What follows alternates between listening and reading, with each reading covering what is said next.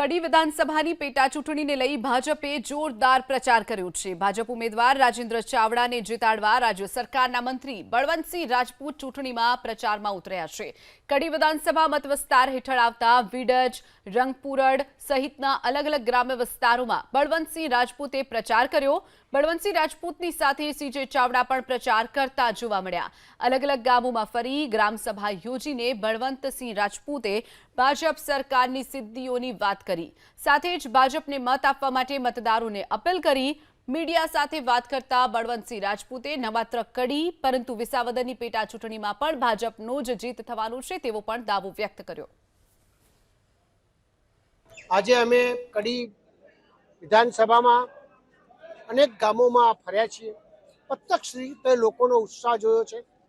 ભૂતકાળમાં મારા સ્વર્ગસ્થ કરશનભાઈ ઘેર ઘેર ફરીને લોકોના બહુ બધા કામ કર્યા છે।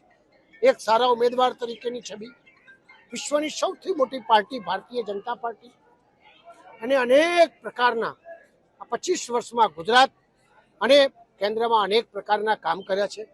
આજે વિશ્વમાં ભારતનું નામ એક મોટું નામ છે। આદરણીય પ્રધાનમંત્રી નરેન્દ્રભાઈ મોદી સાહેબે જે રીતે કામ કરે છે